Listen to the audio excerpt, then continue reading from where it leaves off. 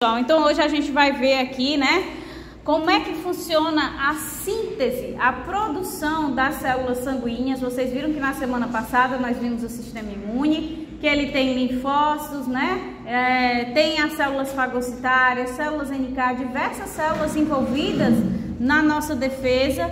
E como é que essas células vão ser produzidas? Então nós vamos ver aqui o processo de hematopoiese. Em seguida, nós vamos ver o que é que significa a hemostasia sanguínea, ou seja, o estado equilibrado do nosso tecido sanguíneo, né? Como é que vai funcionar o processo de coagulação dentro da hemostasia, ou seja, uma coagulação natural que é necessária. E depois a gente vai ver a tipagem sanguínea, que vai depender muito também da boa vontade de vocês de ir lá no negócio buscar os bichinhos para fazer a tipagem do sangue, certo?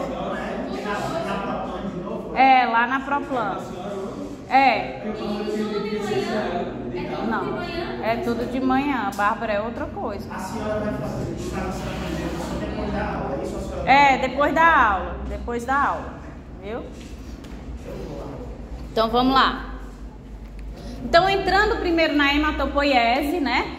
O tecido hematopoético é aquele que compõe a medula óssea e é o responsável por sintetizar os elementos figurados do tecido sanguíneo. Vocês sabem que o tecido sanguíneo ele é composto pelo plasma, né, que é a parte aquosa, com os sais, com as proteínas, e pelos elementos figurados, que nada mais são do que as células, hemácias, linfócitos, tudo que está ali.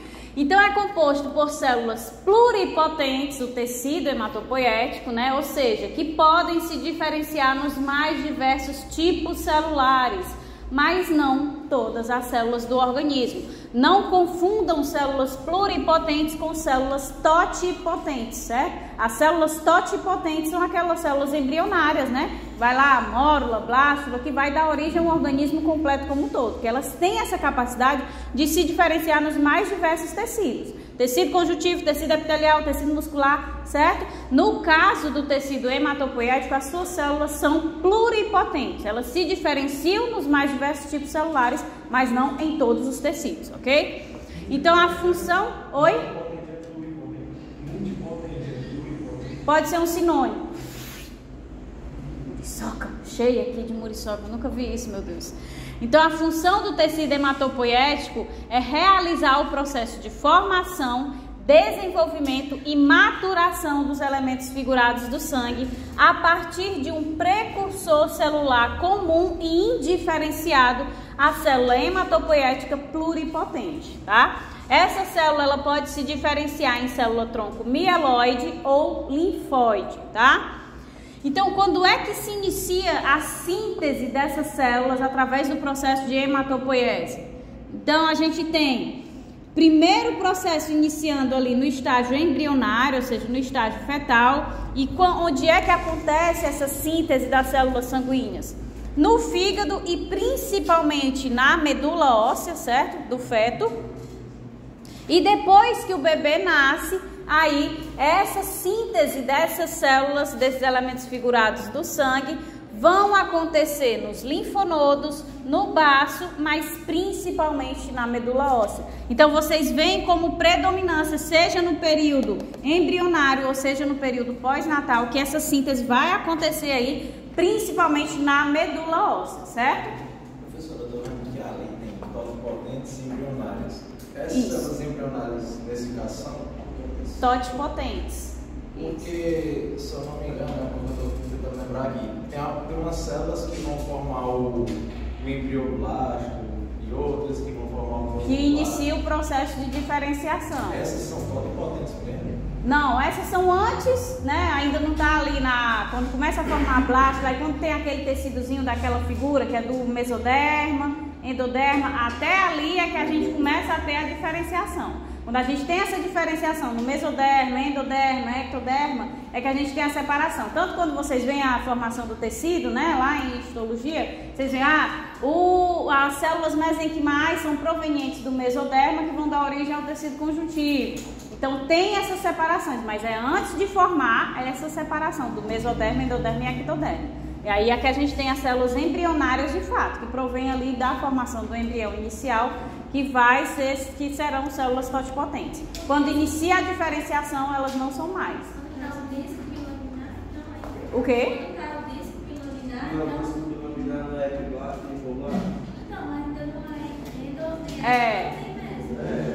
Ainda não. É por esse período. Tem outras fases, né? Mas é por esse período aí, mais ou menos.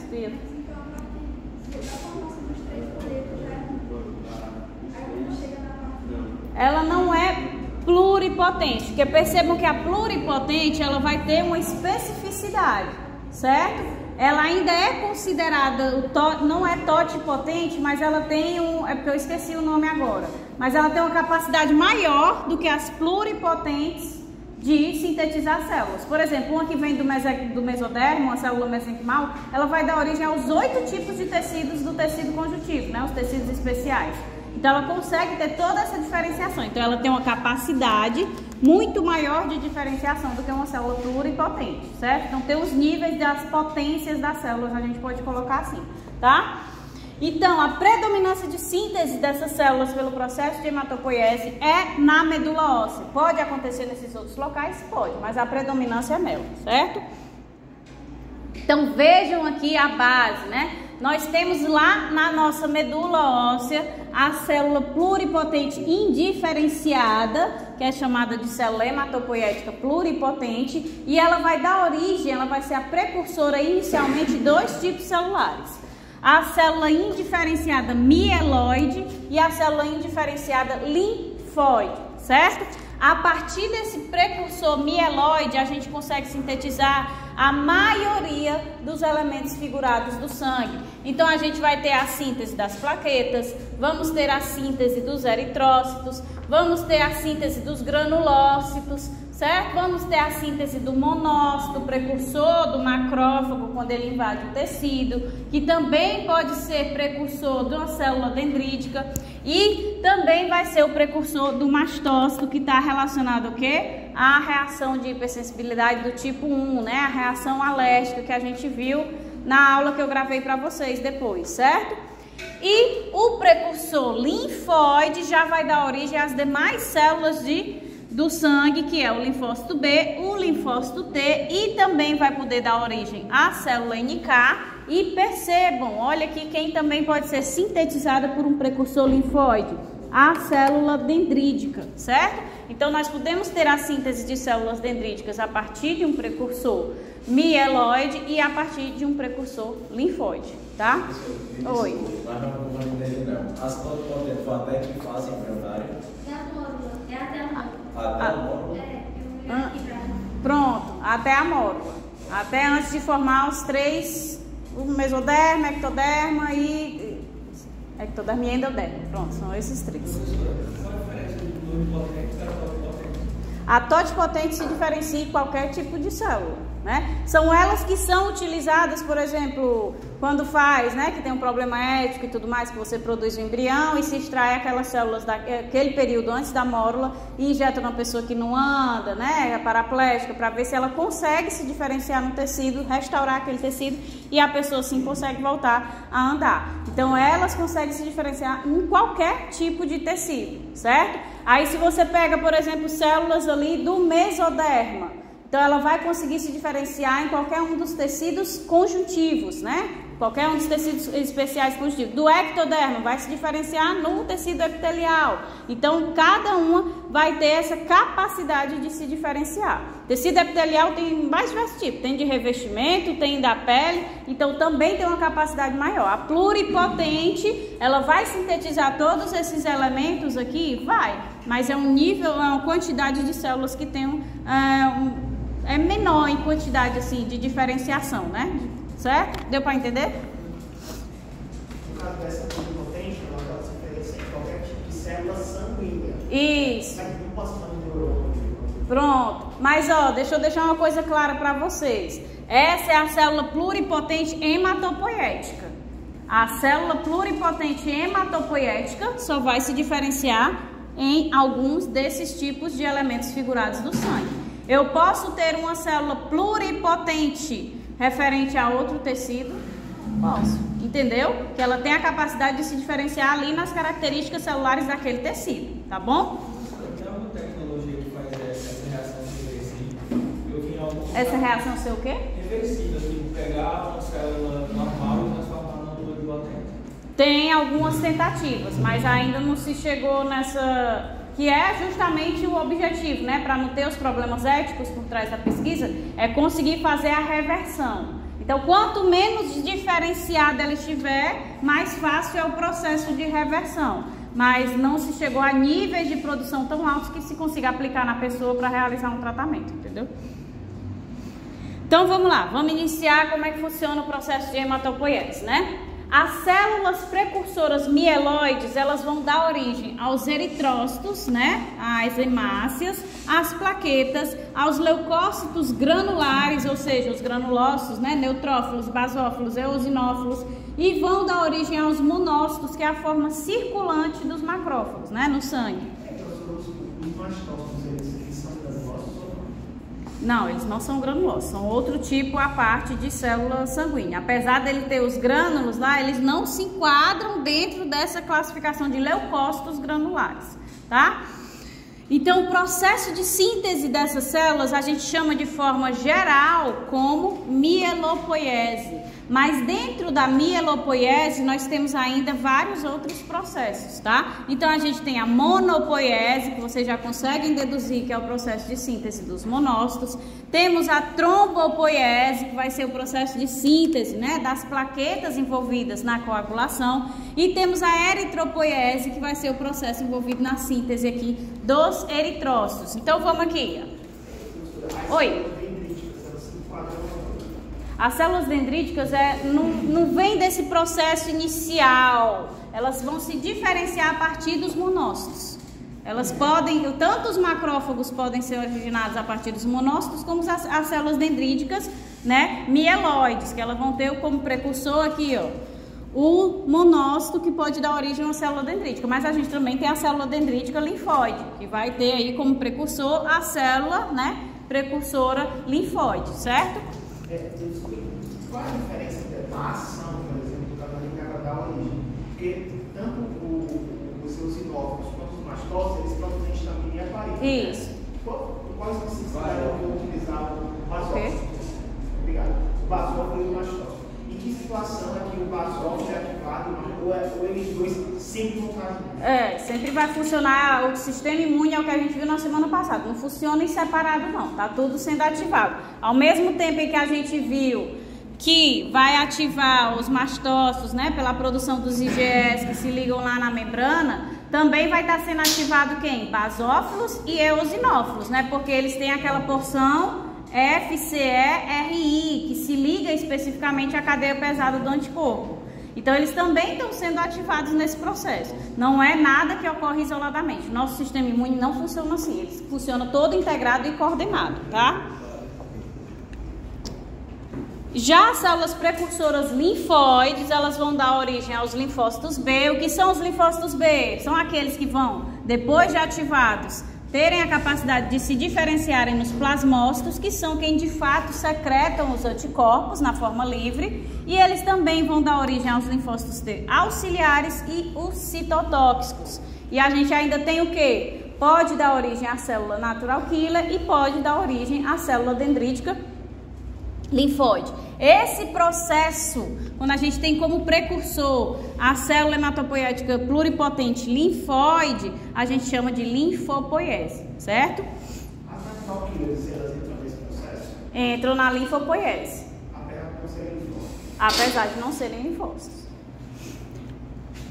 Então vamos lá. Primeiro processo, o processo da mielopoiese. A mielopoiese é o processo de formação dos leucócitos granulocíticos, né?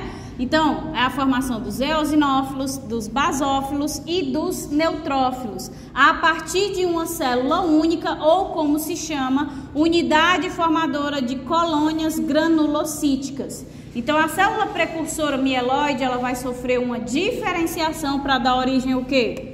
A unidade formadora de colônias granulocíticas, certo?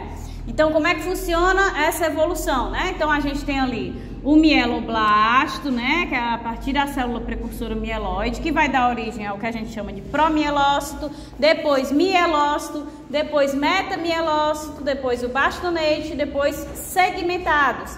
E aí esses segmentados vai ter a diferenciação em cada um, né, eosinófilo, basófilo ou neutrófilo. Então, quando a gente vê lá no nosso hemograma segmentados, né? Aumento do segmentado significa que nós estamos com aumento de todos os leucócitos granulócitos, certo? Não vai ser apenas de um tipo específico. Então, observem aqui.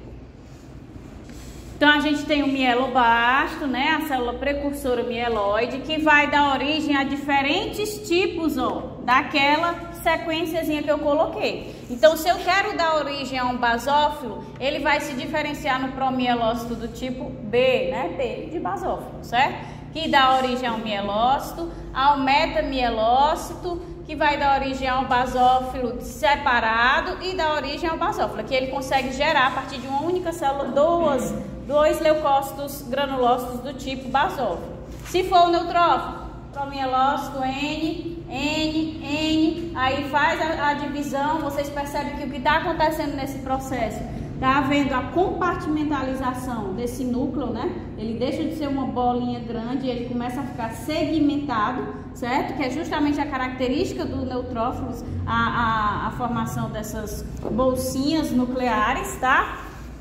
E temos ali para formar o eosinófilo, promielócito mielócito metamielócito se divide e dá origem aí ao eosinófilo. Esse processo é o processo de mielopoiese, que também pode ser chamado de granulopoiese, certo? Porque vai dar origem aos leucócitos granulócitos. Não precisa não. Eu espero que a pessoa que vai montar isso aqui não, porque sinceramente eu não vejo muito sentido. Em histologia até que eu entendo um pouquinho você mostrar isso, mas enfim, né? Dentro do processo que usa como precursor a célula mieloide, a gente tem o que? A monopoiese, que está relacionada à síntese dos monócitos. Então vai ser o processo de formação dos monócitos a partir da unidade formadora de colônias monocíticas ou os monócitos. Qual é a evolução? Vai ter aí duas fases de maturação, que vai dar origem a monoblastos e promonócitos para dar origem aos monócitos. Esses monócitos que ficam aí circulando na corrente sanguínea e só quando eles extravasam para o tecido é que eles se convertem nos macrófagos, certo? Então, tipo assim, professor, no caso da granulopoiese, a formação dos neutrófilos, eosinófilos e basófilos. Isso. A monopoiese, no caso dos monócitos, que podem dar origem para células dendríticas como isso, exatamente. E a linfopoiese é as linfócitos antiloquídeas. Isso, exatamente. Então aqui, ó. Então a gente vai ter aí, né, a célula precursora, a unidade formadora. Pode ser chamado mastopoiese, mas é porque ele não tem esse processo de, por exemplo, aqui não tem vários estágios precursores. O mastócito, ele já vem, a célula mieloide, ela já se converte diretamente no mastócito, entendeu? Ele não tem estágios de separação. É por isso que não tem aqui, porque é só a célula mieloide que se converte no mastócito diretamente. Oi. Do monócito para o macrófago, ele sofre algumas modificações estruturais, certo? Aqui a gente tem um monócito. Quando ele passa para o tecido, ele sofre algumas modificações estruturais, principalmente no quesito de expressão de receptores em membrana. E aí o que é que ele passa a ser? Ele passa a ser uma célula fagocitária ativa. Ele consegue agora fagocitar um micro-organismo, parte dele, né, o antígeno, e desencadear a sua função de degradação, de secreção de citocinas e tudo mais. Então é um processo de modificação morfológica para que ele se torne ativo. Certo? Em outro lugar, professor, aqui também, quando o monócito ele faz a diapedese, ele tem um aumento conformacional com mudança dos receptores, é tipo isso? O que eu disse, né? Ele vai expressar os receptores na membrana para poder interagir com o antígeno e aí desencadear o processo da fagocitose. Então ele começa a ter uma expansão aqui, né, da sua membrana, para quê? Porque ele precisa, como se fosse da formação de pseudópodes, né, para que ele consiga realizar o processo da fagocitose. Então tem uma modificação morfológica e também de expressão de receptores na sua membrana.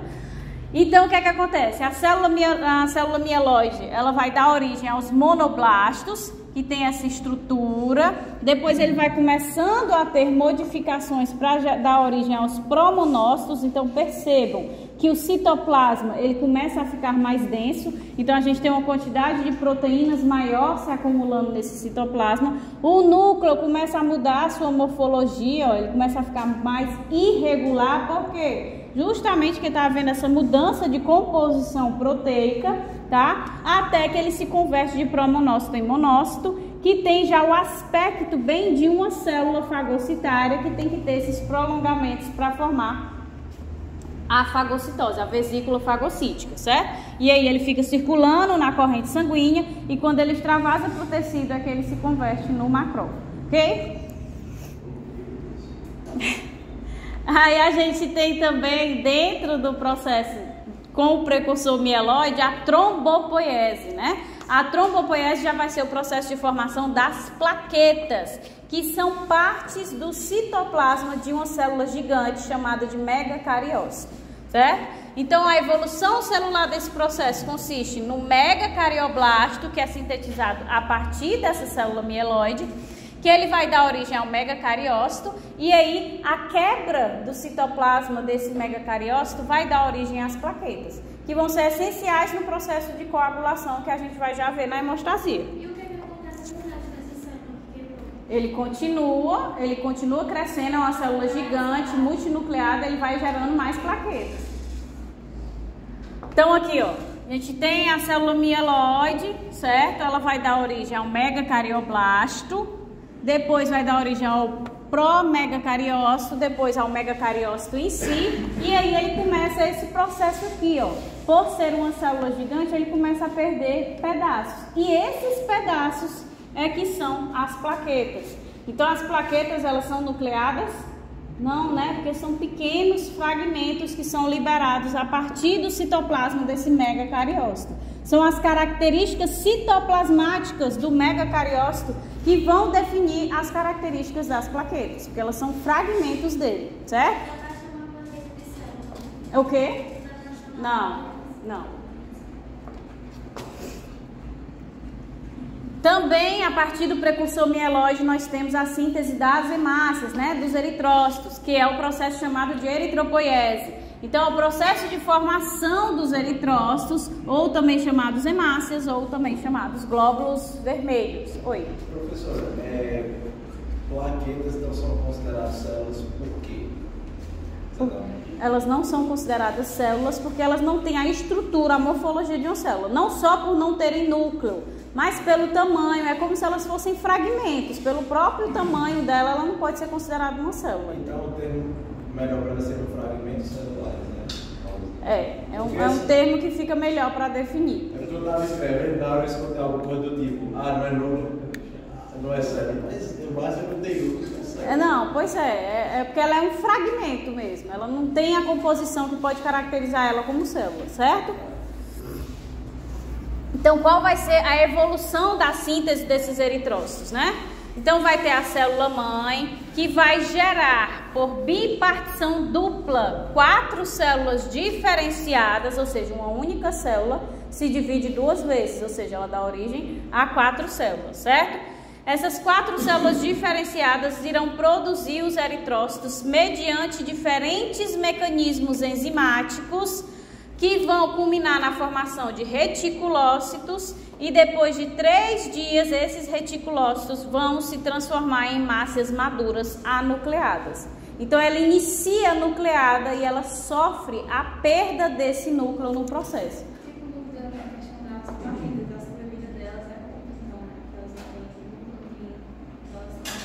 Elas têm uma sobrevida porque elas podem ser degradadas, né? Como se fosse uma proteína que tivesse livre lá, então ela é facilmente degradada. Por isso que elas são constantemente produzidas, certo? Então vamos lá visualizar o processo, né? Tem aqui a célula mieloide precursora, que vai dar origem ao proeritoblasto, percebam, uma célula nucleada, né? Então essa célula nucleada, ela vai dar origem ao eritoblasto precursor, depois o eritoblasto tardio, depois vai dar origem ao normoblasto, e nesse processo de origem do normoblasto, a gente vai ter a ação de vários processos enzimáticos que contribuem para pegar o núcleo desse normoblasto e excretá-lo, como se fosse uma excreção mesmo exocítica no meio. E aí esse núcleo vai ser degradado, enfim. Então o processo enzimático que está ocorrendo aqui nesse normoblasto é a perda do núcleo nesse processo, certo? Então a partir do momento que perdeu o núcleo, a gente já pode dizer que formou a hemácia. Só que, por convenção, se chama essa hemácia recém-sintetizada de reticulócito. E aí o que é que ele tem que passar para ser um eritrócito de fato, uma hemácia de fato? Ele passa por um processo de amadurecimento. Em que consiste esse amadurecimento que vocês já conseguem visualizar só pela imagem? O que é que vocês veem como predominante mudança daqui para cá? A cor. Então, esse processo de amadurecimento vai ser o quê? O aumento da síntese de quem? Da hemoglobina, né? Que é a hemoglobina que é responsável pela cor vermelha das hemácias e é, consequentemente, responsável pela cor vermelha do sangue. Ok? Então, esse processo de amadurecimento aqui inicia o acúmulo dessas proteínas dentro da hemácia, ok? Isso, inicia, tem essa, já houve a síntese, por isso que ela tem que ter o núcleo anteriormente, e aí elas começam a polimerizar, porque a hemoglobina não é de cadeia única, elas são várias cadeias unidas, então ela começa a polimerizar, que é justamente o processo de amadurecimento, ok? Professor, esses eritroblastos tardio e o precursor e aqui é o tardio. Às vezes eles podem ter outros nomes, porque até confundo, estava vendo na lugar, né? Que começava com uma célula tronco, que no caso é o hemocitoblasto. Isso, que é o mieloide, é. Aí ia para o eritroblasto. Uhum. Aí vai por isso que depois do eritroblasto vira o eritroblasto basófilo. No caso, esse precursor aí é o eritroblasto basófilo. Eu não vou te dizer com certeza se é a mesma nomenclatura, porque eu realmente não conheço, mas acredito que deva ser, né? A mesma coisa, porque a síntese sempre segue as mesmas etapas, certo? Agora, nesse processo, a gente tem vários processos enzimáticos acontecendo. Então, talvez pode ser que seja um intermediário entre o eritroblasto e o normoblasto. Então, pode ser que seja um intermediário, mas eu não vou te dar certeza quanto a isso, não. Porque o só que muda é o eritroblasto. Precursor para o tardio. Precursor até o normoblasto, que tem o reticulócito e o eritrócito. Sim. Porque, tipo assim, começa essa célula, o hemocitoblasto, aí tem o citoblasto para o eritroblasto, aí para o eritroblasto o eritroblasto basófilo, que ele se cola em substâncias básicas. Aí depois do eritroblasto basófilo, do eritroblasto policromatófilo, depois do policromatófilo, do eritroblasto ortocromatófilo, para depois chegar no reticulócito. Eu acredito que seja o policromatófilo, seja esse daqui, porque ele tem um citoplasma mais corado. Deve ser então uma substituição de nomenclatura mesmo, porque ele está bem mais corado e ele vai perdendo essa pigmentação ao longo da evolução. Ele é ortocromatófilo. Exatamente. Aí ele vira reticulócito, não passa por essa. Pronto. Eu acho que pode ser nesse sentido, mas eu não posso dizer, com certeza é isso, né? Não te garanto, não. O quê? De histologia básica.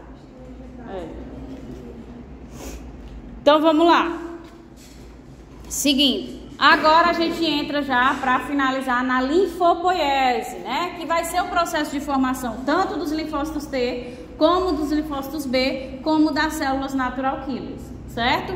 Então os linfócitos B e as células natural killers saem maduros da medula óssea, né? Enquanto os linfócitos T, eles vão migrar lá para o timo, a gente viu isso na nossa aula anterior, onde eles vão sofrer o processo de maturação no timo, né? Os linfócitos B maturam na medula e os T, eles maturam lá no timo. Por isso a medula e o timo são chamados de órgãos linfóides primários, exatamente. Então os linfócitos B, eles ainda conseguem se diferenciar em plasmócitos após ativados, né? Ou seja, tiveram contato com um antígeno para o qual eles são específicos. E aí eles são ativados no órgão linfóide secundário e depois de diferenciados em plasmócitos, eles passam a secretar anticorpos na forma livre. Só um minutinho, pessoal.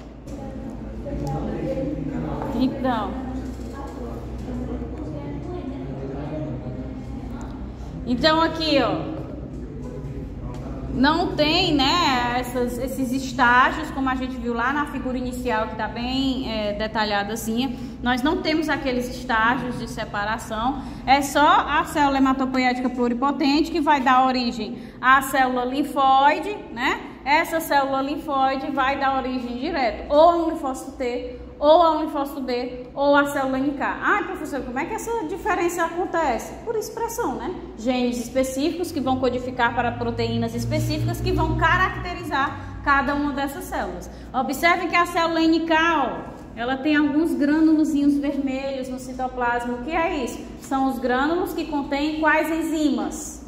Da célula NK. Quando ela encontra uma célula problema, ela vai secretar quais enzimas? Perfurinas e granzimas, exatamente. Ela secreta essas enzimas e é o que está contido dentro desses grânulos, certo?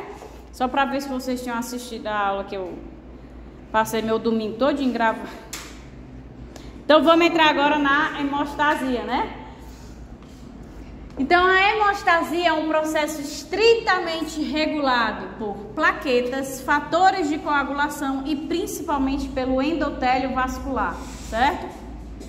É quando o sangue está fluindo livre de coágulos num vaso sanguíneo íntegro, sem nenhuma lesão, certo? Ou seja, tá tudo normal dentro dos vasos, né? Tá tudo ok. Então o processo de circulação sanguínea normal é o que a gente chama de hemostasia. A gente vai já ver como é que acontece o processo de formação de um coágulo sanguíneo, quando a gente tem a ocorrência de uma lesão. Então isso também consiste na hemostasia? Também consiste na hemostasia. Quando a gente tem a formação de um coágulo, né? Por exemplo, por um corte. Aí você teve a formação de um corte, vai se formar o coágulo para parar, né, o sangue, e ao ocorrer o reparo do tecido, isso é uma hemostasia, certo? Ele vai haver a formação do coágulo em condições normais, esse coágulo depois vai ser removido. Quando nós temos alteração dessa formação de coágulos, né, quando se formam coágulos excessivamente, ou alteração na remoção do coágulo, é que a gente sai da hemostasia e entra na parte da patologia, né? Que são ou as doenças em que a pessoa não consegue formar o coágulo, ou que ela tem dificuldade de eliminar esses coágulos, tá? Então isso aí já vai ser a patologia. Então a hemostasia é a circulação do sangue normal e como ele funciona normalmente para bloquear algum extravasamento sanguíneo. Então, caso ocorra uma lesão desse vaso, ou seja, que a gente tem o início da perda de sangue, é importante que ocorra a formação de um tampão, que a gente chama de tampão hemostático ou tampão plaquetário, né? Para impedir uma maior perda desse sangue. Então, na hemostasia, o que é que a gente tem? Vixe, como ficou lá em cima. Um vaso com fluxo sanguíneo fluido, livre de coágulo e íntegro, né? Se é um vaso íntegro, o que é que ele vai ter?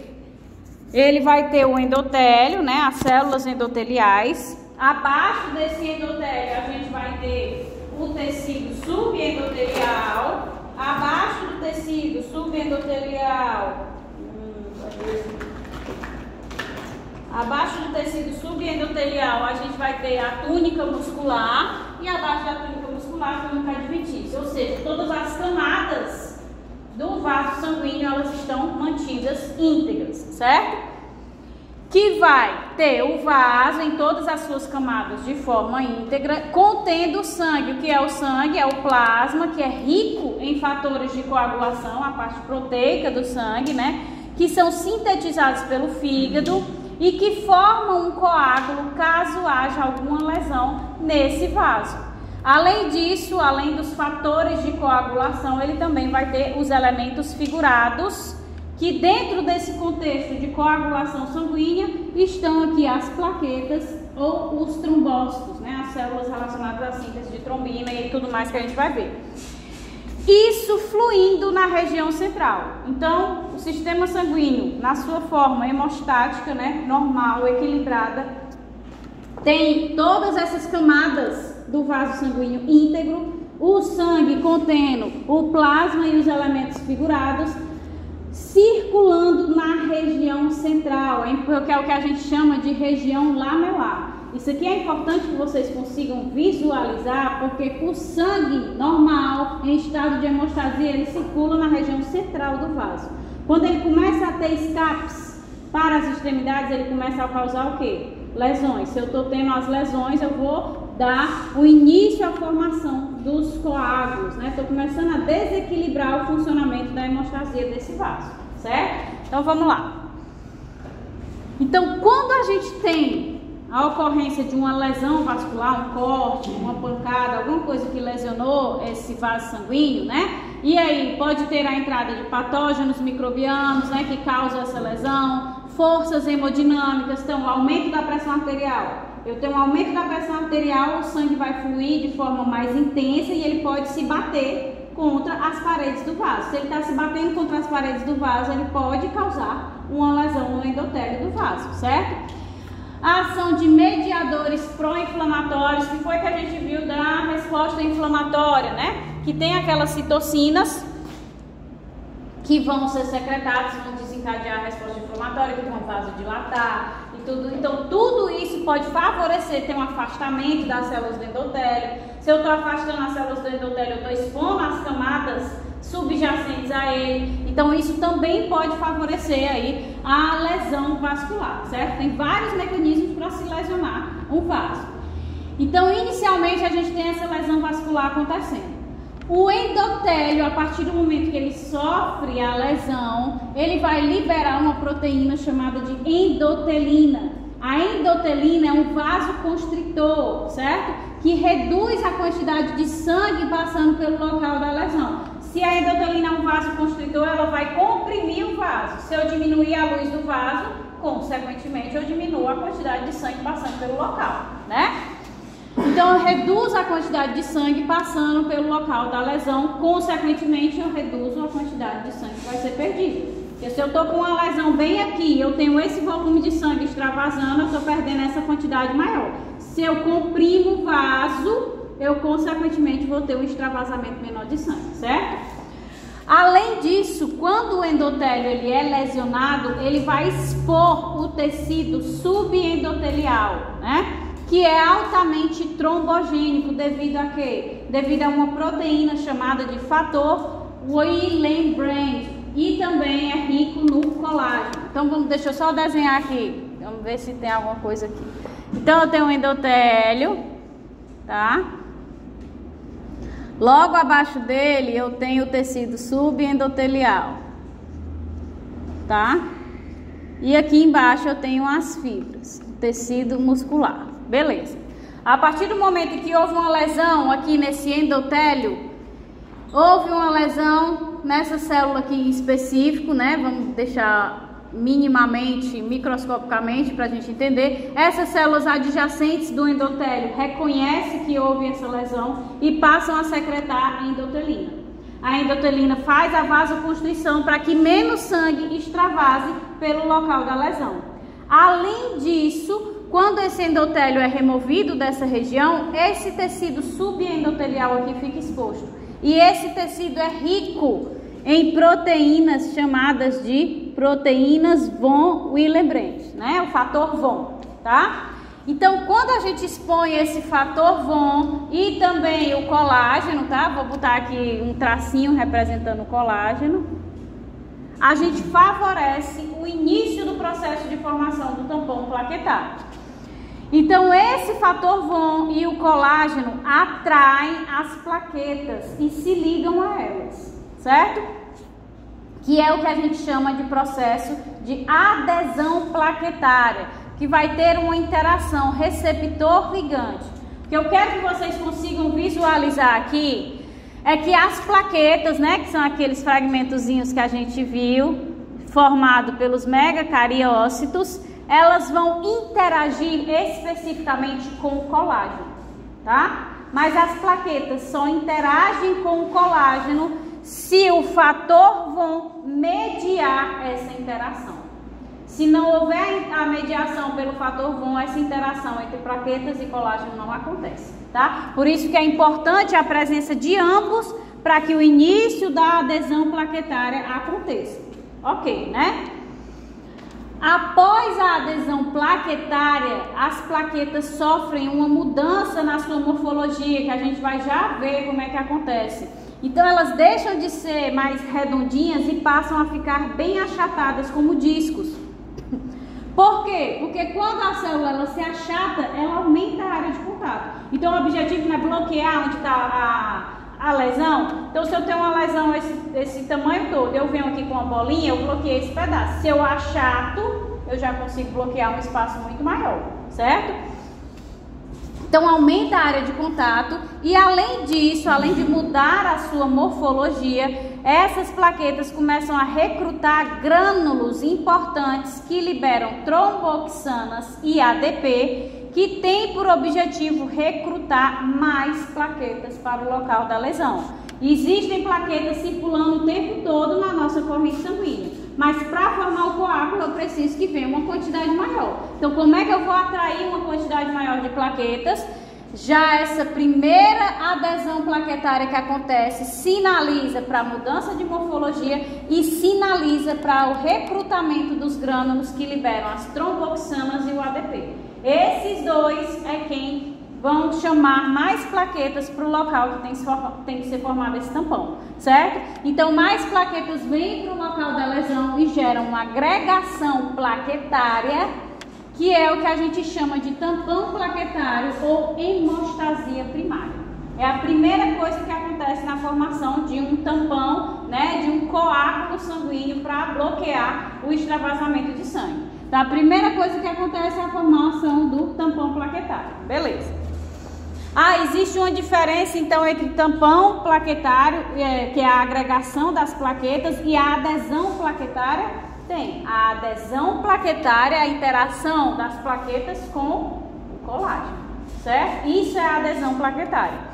A formação do tampão plaquetário, ou seja, quando se agregam mais plaquetas, significa que essas plaquetas que estão sendo chamadas, né? Elas vão interagir com o colágeno, não, elas já estão interagindo com as plaquetas que já estavam ali, formando a adesão plaquetária, certo? Então é diferente nesse sentido. Quando a senhora fala assim, interagir com o colágeno, o colágeno e com as proteínas do também? As proteínas vão, elas têm o fator VON, né? Na verdade, ele tem o papel de mediar a interação entre as plaquetas e o colágeno, aquelas primeiras plaquetas que chegam e o colágeno, certo? Então ele faz a mediação, ele não participa da interação, certo? Ele primeiro reconhece que se ligou ali a plaqueta, reconheceu que está chegando a plaqueta, aí ele faz a transferência da plaqueta para esse colágeno, certo? Daquelas pessoas que têm a colágeno não tem esse não tem o fator ou tem um fator em excesso, né? Se tem um fator em excesso, qualquer lesãozinha que acontecer,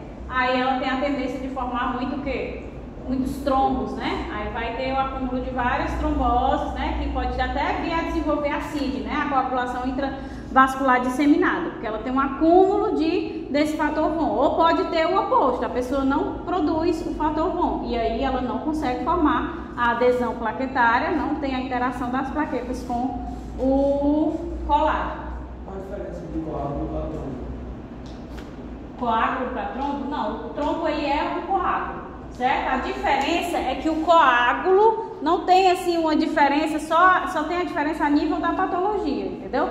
O coágulo ele é formado em condições normais. Se eu tenho um corte, eu vou formar um coágulo para impedir o extravasamento do sangue.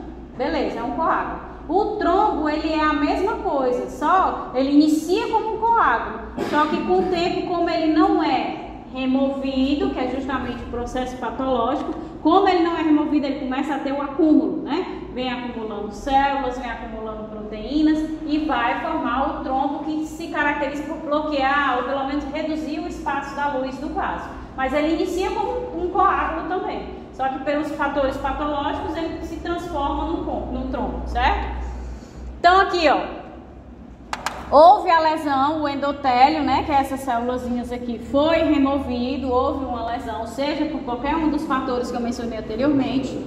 O endotélio... Oi? Então, assim, se ocorrer um coágulo interno aos vasos, aí fica lá para sempre? Não, ele vai ser removido, gente. em condições de hemostasia, ele tem que ser removido. Quando ele não é removido, é que gera a trombose, entendeu? Mas, tipo, uma pessoa que tem trombose, por exemplo, tem um medicamento específico para diluir, né? Que ela quebra lá a fibrina, aí vai quebrando, por isso que tem a quebra dela, aí você detecta pelo dedímero, e a gente vai já ver. Mas a trombose, como é patologia, a gente só vai ver em detalhes na patologia, certo? Aqui as condições normais. Mas tem um medicamento que ele quebra a fibra que forma o trombo, né? Para que ele comece a ser degradado e aí possa liberar a luz do vaso de volta, certo? Mas tem medicamento para isso. Vocês podem ter certeza, a senhora vai gravando novamente, tá? Tô gravando, é porque eu não tô mais segurando, porque... Eu pensei que quando a Lorena, a pausa, eu voltei, Tá aqui, tá correndo uns segundos, eu tô vendo, tá correndo, tá normal. Então, ocorreu a lesão, ou seja, removeu a camada endotelial. Expôs quem? A camada subendotelial. A camada subendotelial é rica em quê? Fator von e colágeno, não é isso? Pronto. Vamos entrar aqui na endotelina. Não houve a lesão aqui nessa região do endotélio. As células subjacentes a esse endotélio reconhecem que houve essa lesão e passam a secretar o quê? A endotelina. A endotelina vai vasocomprimir esse vaso, né, para diminuir a quantidade de sangue que é extravasado. Então, ao mesmo tempo, vai vir aqui, né, as plaquetas, ó, redondinhas, e vão começar a se ligar ao colágeno, certo? Que existe na camada subendotelial. Essa interação ocorre naturalmente?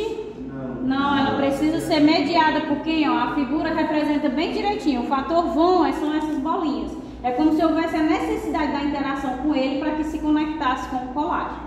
Certo? Então ele faz a mediação da interação das plaquetas com o colágeno. Beleza, né? Começa a ter a adesão dessas plaquetas aqui, plaqueta com colágeno. Então a gente teve o início do processo de formação da adesão plaquetária. Ok. Então as plaquetas em contato com o fator von e com o colágeno, elas vão sofrer uma sequência de reações que culminam na formação do tampão plaquetário, ou seja, que a gente acabou de discutir da agregação plaquetária, tá? Então, primeiro, a adesão plaquetária, ela vai ser mediada amplamente por interações com o fator von, que é uma ponte entre o receptor da superfície das plaquetas, chamado de GP1B, e o colágeno exposto. Então, é o que está acontecendo no processo de adesão, como eu já disse, que o fator von ele faz essa mediação, porque ele é como uma ponte entre a interação da proteína de membrana das plaquetas GP1B e o colágeno. Então, ele medeia, né, essa interação da plaqueta com o colágeno. Depois disso, depois que há a adesão plaquetária, que se forma esse primeiro filme aqui de plaquetas ligadas ao colágeno via GP1B, a gente vai ter a alteração da morfologia após essa primeira adesão plaquetária, em que as próximas plaquetas que vêm, elas vão mudar sua morfologia para uma morfologia achatada de disco, para conseguir ter uma região de contato maior, certo? E essa modificação morfológica, né, porque elas se tornam achatadas em forma de disco, é que faz o desencadeamento da alteração morfológica de glicoproteínas de membrana das plaquetas, chamadas agora de GP2B e GP3A, certo? Então, primeiro tem a alteração morfológica, achatando. Quando tem essa mudança, causa a mudança da morfologia dessas glicoproteínas. E o que é que a mudança da morfologia dessas glicoproteínas causa? A mudança para achatamento de disco, a gente já sabe que é para ocupar um espaço maior. Mas por que essas glicoproteínas têm que mudar a sua morfologia também? Porque isso vai aumentar a afinidade delas pelo fibrinogênio e por fosfolipídio, certo? Então, o que é que vai fazer? Essas glicoproteínas 2B e 3A vão atrair para o local, né, da lesão fibrinogênio e fosfolipídios, que lá na frente vocês vão ver qual é a função deles no papel, por que eles têm que ser chamados. Ao mesmo tempo, o que está acontecendo nesse processo? Está se atraindo mais plaquetas para o local, né? E essas plaquetas vão começar a se agregar, não é isso? E quando elas se agregam, percebam, ó, a adesão plaquetária é a interação da plaqueta diretamente com o colágeno via fator von. Essas aqui de cima estão interagindo com o colágeno? Não, estão interagindo com as plaquetas que já formaram a adesão plaquetária. Então essa agregação é que vai formar o tampão plaquetário ou hemostasia primária, certo? Então beleza.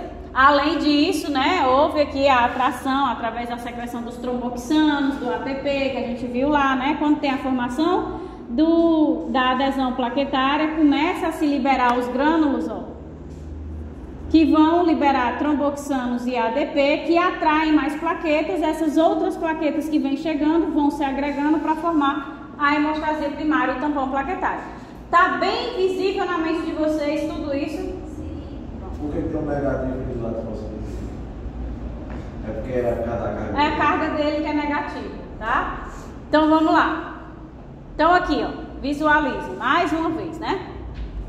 Então a gente tem um endotélio, houve uma lesão bem aqui, essa célula endotelial foi removida, expôs o tecido subendotelial que tem a presença do fator von e do colágeno. Esse fator von vai aqui, através da proteína GP1B, fazer uma ponte de interação entre o que? A plaqueta e o colágeno, certo? Então ele faz essa ponte. A partir do momento em que se ligaram as plaquetas aqui, vamos supor que seja só essas 3 regiões que tem aqui. Então veio outra plaqueta aqui e veio outra plaqueta aqui também interagindo, né? Via GP1B. Pronto, fez a adesão plaquetária. A partir do momento em que houve a adesão plaquetária, primeira coisa, começa a liberar grânulos que produzem ATP e tromboxanos, que vão atrair mais plaquetas para o local, certo? Segunda coisa, essas plaquetas começam a mudar sua morfologia, elas deixam de ser redondinhas e passam a ser mais achatadas para ocupar um espaço maior. A mudança de morfologia para a forma achatada causa a mudança da morfologia das proteínas GP2B3A, certo? Que já vai ser essa redondinha aqui. Essa mudança da morfologia dessas proteínas acaba atraindo para o local da formação do tampão plaquetário fibrinogênio principalmente e fosfolipídios, né? Mas o foco principal é o fibrinogênio. Esse fibrinogênio a gente vai ver lá na frente, que é quem vai formar de fato o coágulo, que até agora a gente tem um tampão plaquetário, mas vocês devem ter visto, quando vocês viram o tecido sanguíneo, que a coagulação do sangue ela não é feita só pelas plaquetas. Ela precisa das proteínas fibrinas para formar a rede que sustenta, que dá estabilidade para esse tampão, certo? E essa proteína fibrina ela é proveniente do fibrinogênio. Então precisa ter essa mudança do GP2B3A para que ele atraia mais fibrinogênio para o local. Ok, formamos a agregação, né? Atraiu plaquetas pelos tromboxanos e pelo ATP, formou o agregado, formamos o tampão plaquetário. Ao mesmo tempo, isso que está acontecendo a secreção de vários, a atração de vários fibrinogênios. Ok, continuando.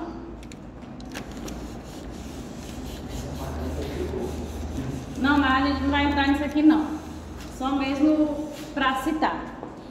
Não, eu fui na senhora. Ah. O professor que vai elaborar essa prova. Realmente. Não, mas assim, todas as questões, hoje, né, não teve reunião ontem, porque a Alisson estava doente. Aí hoje vai ter a reunião e todas as questões elas passam por validação. E a principal validação é pelos professores de LH, né? Então, se a pessoa estiver fazendo uma pergunta assim, de outro mundo, aí você diz, olha, isso aqui eles não entraram nisso não tem como cobrar uma coisa que eles não entraram. Apesar de que no semestre passado, quando a gente falava isso, dizia, não, aí eles viram no PBL. Aí...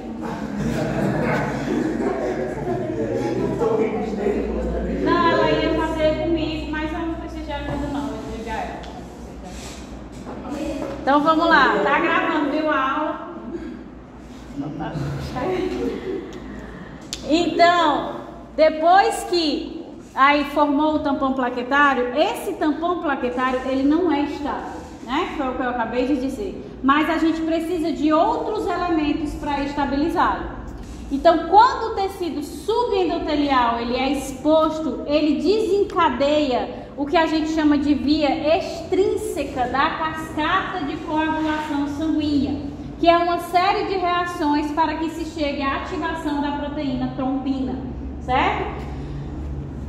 Então, a gente tem duas vias de desencadeamento dessa cascata de coagulação. A gente tem a via intrínseca, que só acontece quando ela é estimulada in vitro, certo? Mas em condições naturais só acontece, né, a via extrínseca, certo? A partir do fator tecidual. Então, quando a gente tem uma lesão no tecido, expõe o tecido, né? Então, o que é que vai acontecer? O tecido endotelial vai expor o tecido subendotelial e percebam que esse tecido subendotelial, com todos os fatores que ele já tem, né, o fator bom, o colágeno e tudo mais, ele também tem o que a gente chama de fator tecidual. A partir do momento em que se remove a camada endotelial e expõe a subendotelial, essa camada subendotelial ela é rica nesse fator tecidual, certo? É assim mesmo que se chama, fator tecidual. Quando esse fator tecidual ele é exposto, ele começa a ativar várias proteínas relacionadas à cascata de coagulação. Que proteínas são essas? Os fatores de coagulação. Lembra que eu falei lá no início que a hemostasia do nosso tecido sanguíneo é o quê? É a ação das plaquetas, do fibrinogênio e dos fatores de coagulação. Então, esses são todos os fatores de coagulação que nós não vamos entrar, porque são vários, é uma cascata muito grande, mas o início da cascata é desencadeado pelo fator tecidual. Então, esse fator tecidual converte esse fator de coagulação 7 na forma ativa, que é o 7A. Aí o 7A tem a capacidade de converter o fator 9 na forma ativa, que é o 9A, e assim sucessivamente vai acontecendo essa cascata. Obrigada.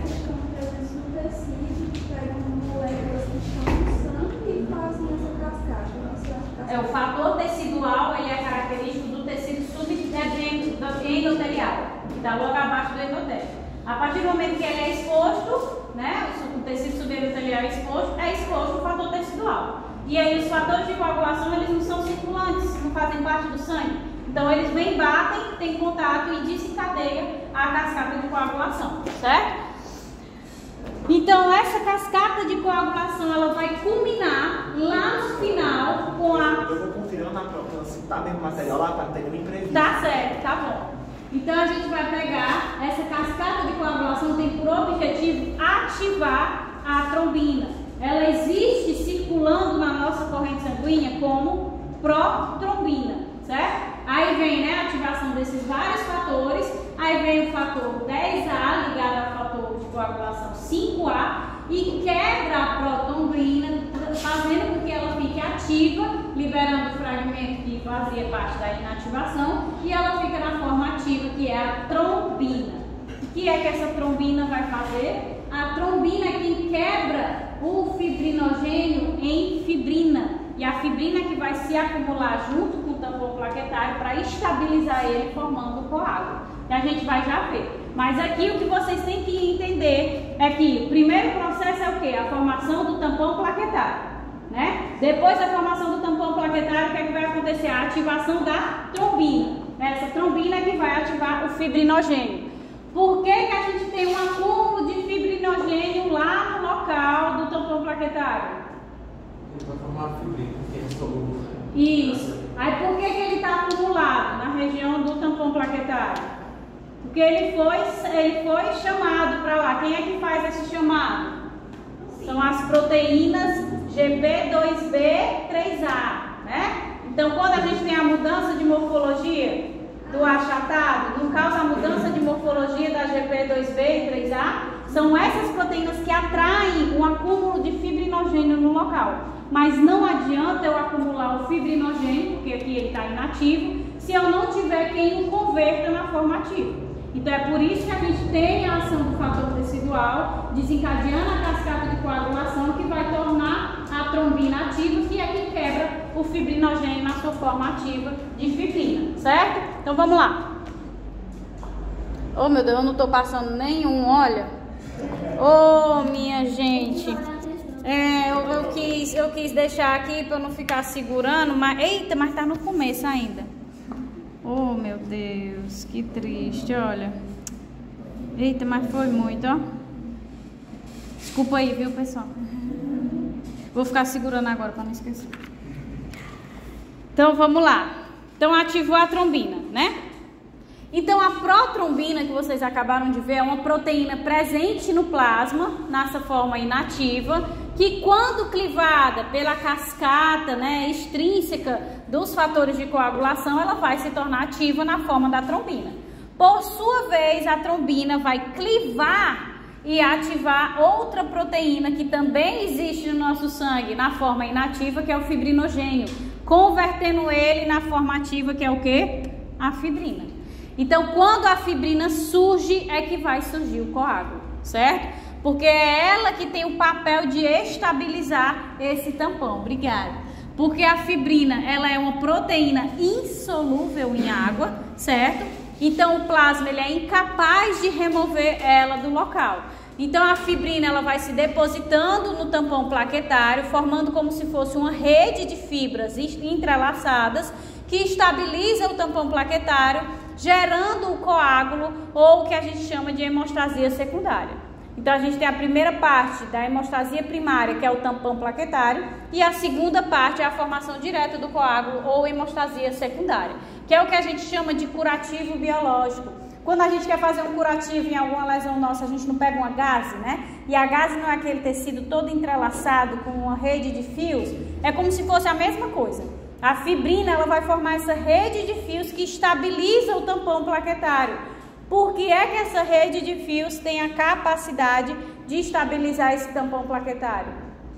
Vocês conseguem visualizar que a partir do momento que a fibrina é uma proteína insolúvel, o sangue, que é aquoso, vai passar por ela várias vezes e não vai sair o quê? Varrendo, arrastando essa fibrina, né? Ao contrário das plaquetas. As plaquetas, elas são solúveis no sistema aquoso do sangue. Então, quando o sangue vai passando, se não houver a presença da fibrina para estabilizar o tampão plaquetário, o sangue vai arrastar essas plaquetas, certo? Então, por isso que o coágulo eficiente, que de fato bloqueia o extravasamento do sangue, precisa ser formado pelas plaquetas em conjunto com as fibrinas que formam essa rede insolúvel. Tá bom, tá certo.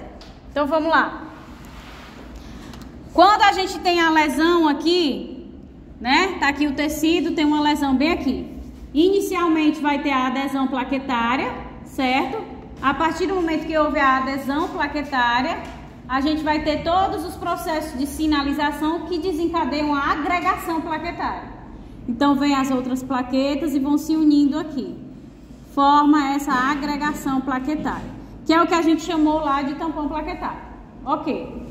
Concorda comigo, né? Tá aqui o vaso, que o sangue fluindo nessa direção, uma vez que as plaquetas são componentes do sangue, ou seja, solúveis no sangue, a partir do momento que ele vai fluindo, ele vai arrastando essas plaquetas.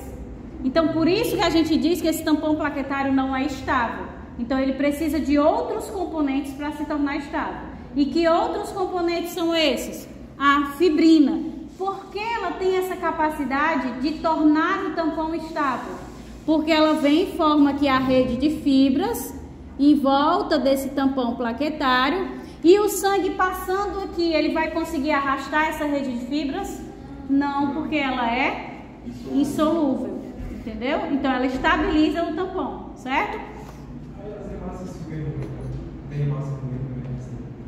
Aqui hemácia? Não, quando tem o acúmulo de hemácia é porque o coágulo ele já está perdurando tempo a mais do que o que devia, né? Que já é o processo patológico.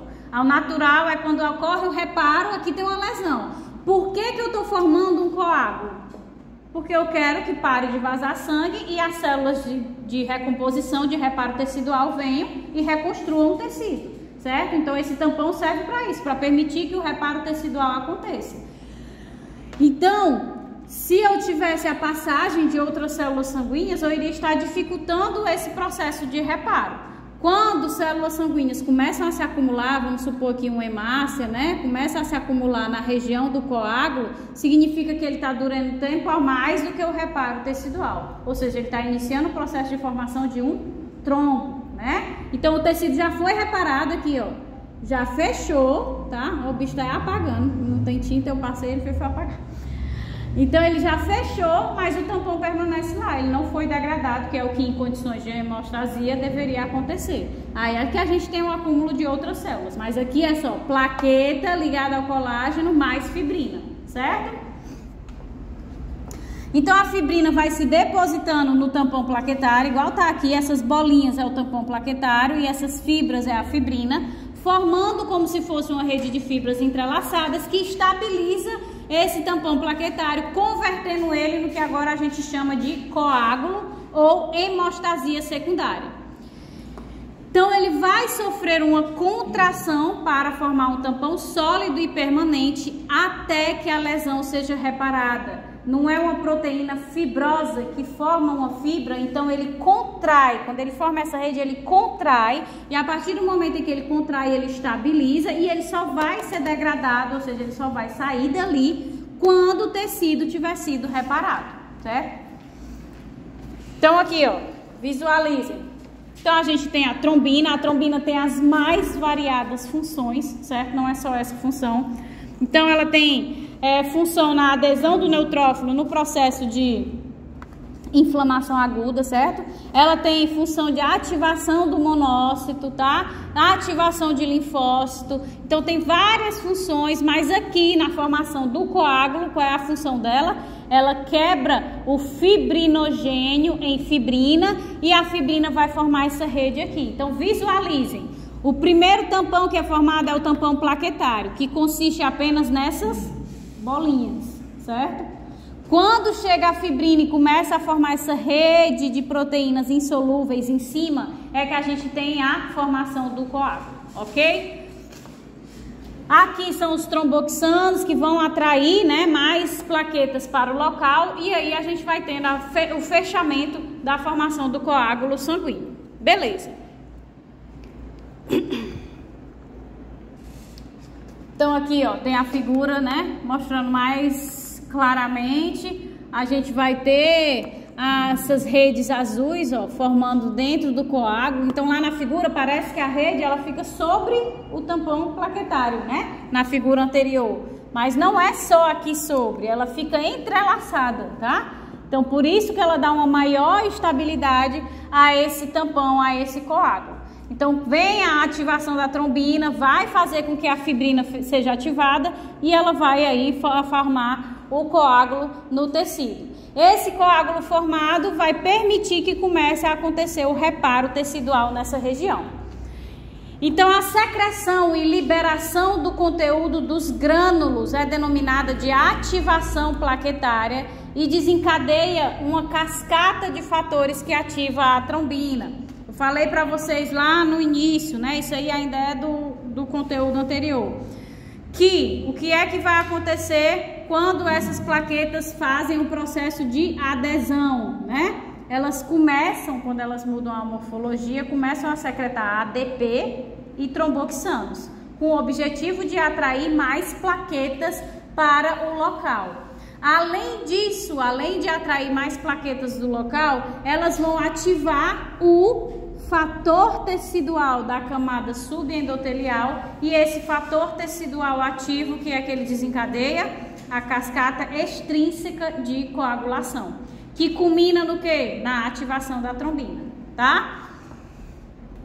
A agregação plaquetária ela ocorre após esse processo de ativação, né? Em que a gente tem a conversão das proteínas 2B e 3A que vão fazer o processo de atração de fibrinogênio para o local. E aí, com o fibrinogênio no local e a trombina já ativa, ele é convertido em fibrina, que começa a formar essa rede. Essa rede, por ser uma rede proteica fibrosa, vai contrair e favorecer a formação do tampão plaquetário secundário definitivo, ou coágulo, ou hemostasia secundária, tá? Então aqui, ó, terminou. O tecido, ele foi completamente reparado, certo?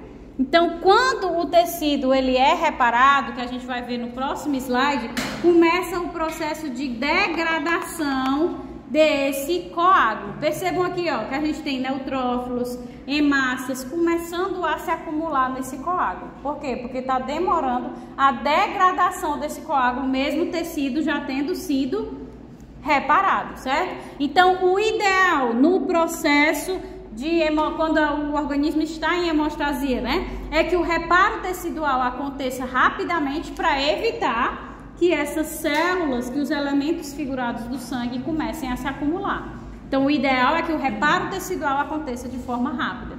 Se levar muito tempo para o reparo acontecer, é por isso que a gente fala, né? Aí fez aqui o corte, aí a pessoa vai lá e arranca a casquinha.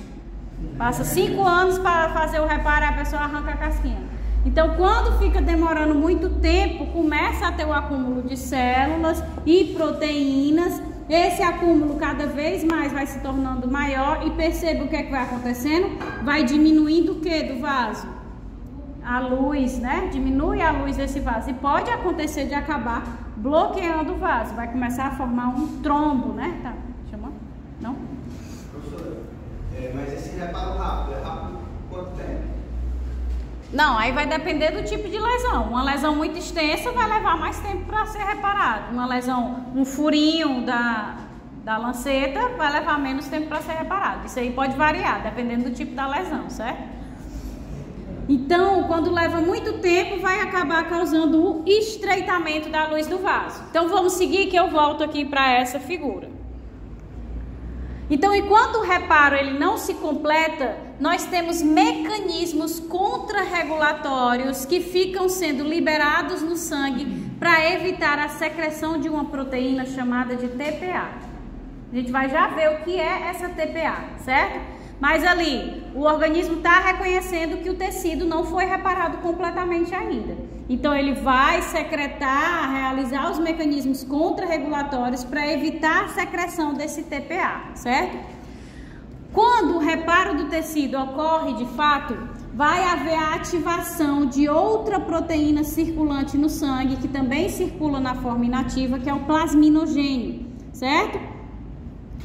Então, através da secreção dessa proteína TPA, secretada pelas próprias células endoteliais, vai converter esse plasminogênio na forma ativa, que é a plasmina.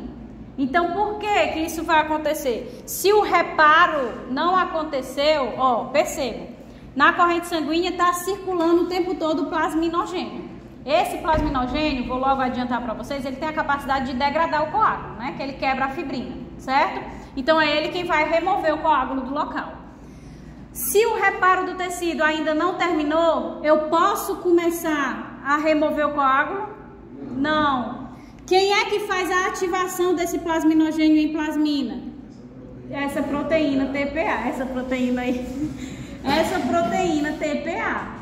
Então, se o reparo ainda não terminou, o organismo tem que ser capaz de evitar que esse TPA seja secretado, certo? Então, ficou mais fácil de visualizar, né? Agora, se o reparo... Oi? As células endoteliais em questão são as que foram reestruturadas, estabelecidas as adjacentes, que têm capacidade de reconhecer que o tecido foi regenerado e aí começam a secretar o TPA, tá? Então, quando o tecido foi completamente reparado, regenerado, então sinaliza para o início da secreção da proteína TPA. TPA vai ativar o plasminogênio em plasmina, essa plasmina realiza fibrinólise, certo? Degradando a fibrina, e um dos subprodutos da fibrina é o que? É o dedímero, é aquele indicador de distúrbios de coagulação, né? Quando a pessoa faz um exame sanguíneo, que o dedímero está alto, aí ele olha, opa, essa pessoa está tendo algum problema de coágulo, porque ele está muito alto, então está sendo degradada muita fibrina. Se está sendo degradada muita fibrina, significa que a pessoa está formando muitos coágulos, ou seja, está formando muitos trombos.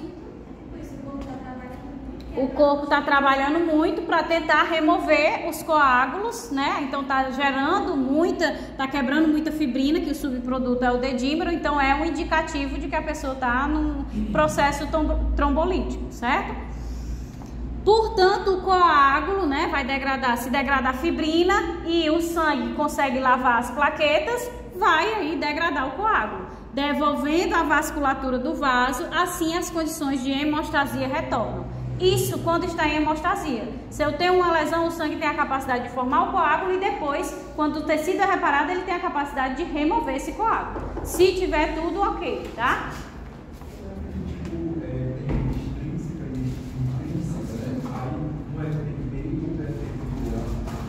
Um é o quê? Uma só acontece em vivo. A via extrínseca.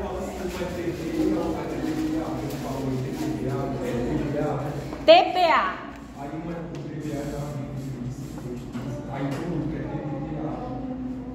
Não, é porque a via intrínseca é aquela que você simula em laboratório. Ela não acontece na realidade, naturalmente. Ela não acontece, entendeu? Ela é estimulada em laboratório. A única que acontece em real, em vivo, é a extrínseca, certo? É aquela que é feita em laboratório. Então, o TPA é um derivado, uma molécula construída sinteticamente para simular o TPA, entendeu? Mas ela não acontece. Foque só no em vivo, que é o que acontece naturalmente, tá? Então, aqui, ó. Então, visualizem, né? Aquela última figurinha que a gente mostrou lá estava tendo um acúmulo de neutrófilos e hemácias. Por quê? Porque estava levando muito tempo para o reparo tecidual acontecer e aí estava iniciando o processo de formação de um trombo. Mas quando isso não acontece, quando o reparo tecidual ele acontece em tempo viável, no tempo normal, o que é esperado. Então, houve o reparo tecidual aqui. Então, a partir do momento em que há o reparo tecidual, as células do endotélio do vaso reconhecem que o reparo terminou e passam a secretar o TPA, certo? Esse TPA vai converter o plasminogênio na sua forma ativa, que é a forma de plasmina. Percebam que é só uma mudança de conformação, né? Ela está aqui retinha e a forma ativa dela é essa forma curva. Essa plasmina tem capacidade de realizar o que? Fibrinólise, né? Então ela começa a degradar a fibrina. Se tira a fibrina, tira a estabilidade do coágulo, porque o sangue começa a lavar essas plaquetas e aí remove o coágulo completamente, certo? Ah, professora, mas eu tô vendo aqui que o endotélio, ele sempre sintetiza o TPA, né? Ele tá sempre sintetizando o TPA em concentrações basais, já por garantia, por proteção, para favorecer que não aconteça a perduração, né? Leve muito tempo para se remover um coágulo. É uma medida de segurança de todos os organismos, certo? Então ele está secretando esse TPA em quantidades muito basais. E por que esse TPA não vai lá, ativa o plasminogênio em plasmina e começa a degradar o coágulo antes do reparo ter terminado? Porque o mesmo endotélio consegue reconhecer que o reparo não terminou e ele vai secretar a proteína que nós chamamos de PAI, certo? Que é o inibidor do ativador do plasminogênio. Quem é o ativador do plasminogênio? O TPA. Então, ele inibe o ativador do plasminogênio. Então, por mais que o endotélio produza o TPA em baixas concentrações, ele não vai conseguir atuar porque vai ter o PAI inibindo a resposta dele, certo? Então, a partir do momento que inibiu a resposta dele, ele não vai degradar o coágulo. Terminou o reparo tecidual, a célula terminou o reparo, o endotélio reconhece, para de secretar o PAI, certo? E aí, se ele parou de secretar o PAI, ele vai impedir a ação do TPA, não vai ter mais quem impeça a ação desse TPA, certo? Ele vai atuar lá no plasminogênio, ativando ele, que começa a degradar a fibrina, ou seja, começa a destruir o colágeno. E aí volta às condições normais de hemostasia do sangue. Vocês não conseguiram entender? Essa daí eu parei na... Eu já cheguei assustado.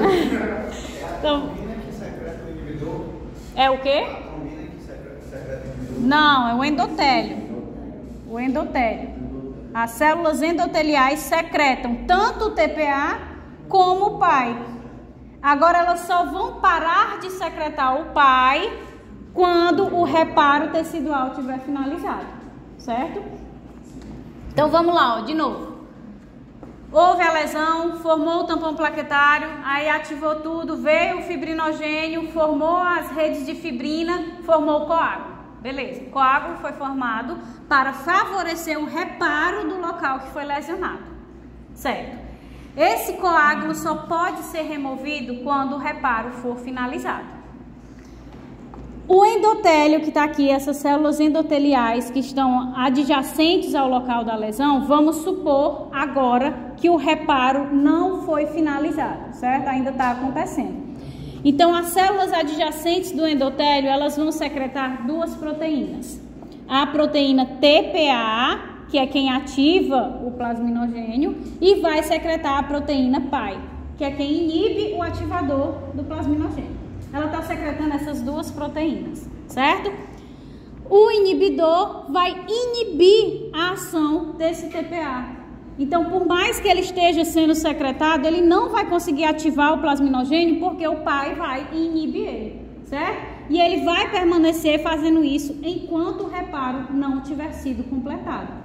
A partir do momento que o tecido foi reparado completamente, as células do endotélio reconhecem que o tecido foi reparado. Se ela reconhecer que o tecido foi reparado, ela vai continuar secretando essas duas proteínas? Não, vai secretar apenas a TPA. Aí a TPA vem, não tem mais ninguém para inibir a ação dela, ela vem, ativa o plasminogênio na plasmina, que realiza a fibrinólise e inicia o processo de degradação do coágulo. Exatamente.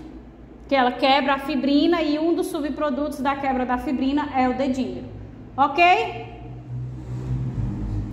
Só para finalizar, tá, gente? A gente dá uma pausa. Então, o endotélio, ele é o principal responsável por controlar a formação de coágulos nos vasos, ou seja, a ocorrência de trombose. É o principal relacionado que a gente pode perceber. E onde é que ele vai atuar? Primeiro, ele tem uma ação direcionada às plaquetas, ele também vai ter uma ação direcionada aos fatores de coagulação e também direcionada à fibrinólise.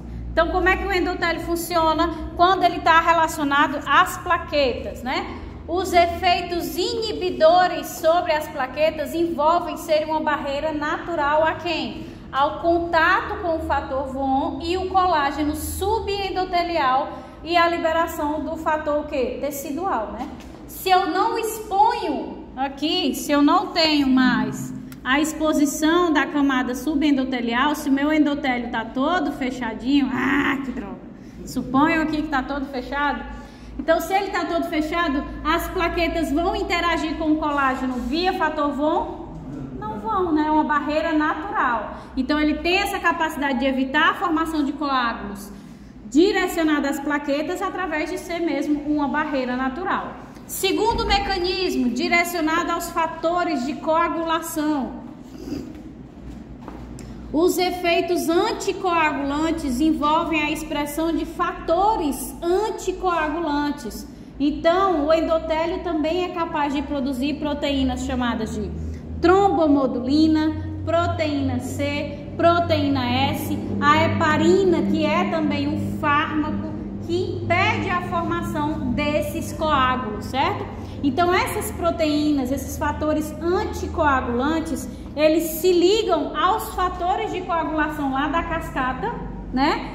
E a trombina, formando complexos que impedem ela de ativar o fibrinogênio. Então, todas essas proteínas, elas têm ação em pontos específicos. Então, se eu voltasse, voltem a imagem lá da cascata de coagulação. Então, vamos supor, a trombomodulina, ela vai se ligar diretamente à protrombina.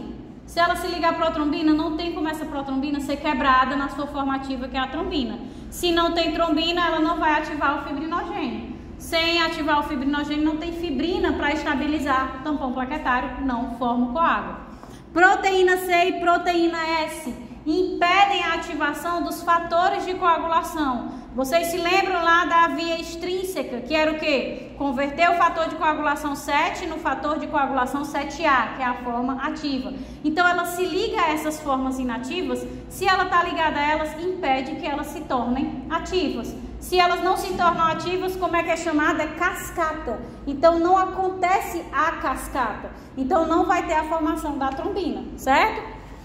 Então, todas essas vão se ligar, impedindo que a cascata de coagulação aconteça, certo? Porque não é um processo, tudo não é um processo de ativação, que vai e ativa outra, que vai e ativa outra. Então, se eu estou bloqueando a ativação de uma, eu estou bloqueando a ativação das demais, certo? Então, a formação do coágulo também não acontece dessa forma. E também o endotélio evita a formação de coágulos não necessários através da ação direcionada à fibrinólise. Que os efeitos fibrinolíticos envolvem a capacidade das células endoteliais sintetizarem constantemente quem? O TPA, que é essencial à via fibrinolítica. Então, se não há necessidade da formação do coágulo, que foi que a gente acabou de ver na figura anterior, que o endotélio está sempre produzindo, né, TPA, e quando tem necessidade de reparo, ele produz o PAI. Quando não tem necessidade de reparo, ele não produz o PAI. Então, a TPA vai poder atuar degradando qualquer sinal de formação de um coágulo a partir da fibrina, certo? Então, é assim que ele evita a formação desses coágulos. O principal responsável por evitar a formação desses coágulos é o próprio endotélio, a primeira camada do vaso sanguíneo. Tranquilo? Oxe, tem só uma figura aqui, essa figura, viu? Então, aqui, ó, o que é que inibe a ação da trombose, né? A partir do endotélio. Então, a gente tem aqui a antitrombina, que vai se ligar aqui, impedindo a ação dela. Então, ela não consegue ativar o fibrinogênio. Nós temos proteína C, proteína S, né? Que vão impedir a cascata, a ativação da cascata de coagulação, dos fatores de coagulação. Ele vai secretar o TPA constantemente, que ativa a fibrinólise, ou seja, a degradação de um coágulo que não seja necessário. Então, o endotélio está diretamente relacionado a evitar a formação de coágulos quando não há necessidade. Significa que a formação de um coágulo é algo ruim? Não, porque senão qualquer cortinho a gente já estava tendo uma hemorragia, porque nada ia parar aquela hemorragia. A formação de um coágulo em condições de hemostasia é benéfica, ela é uma proteção do nosso organismo. Mas se o endotélio está íntegro, significa que não tem problema nenhum. Então, se eu não tenho problema nenhum, não tenho por que formar um coágulo, certo?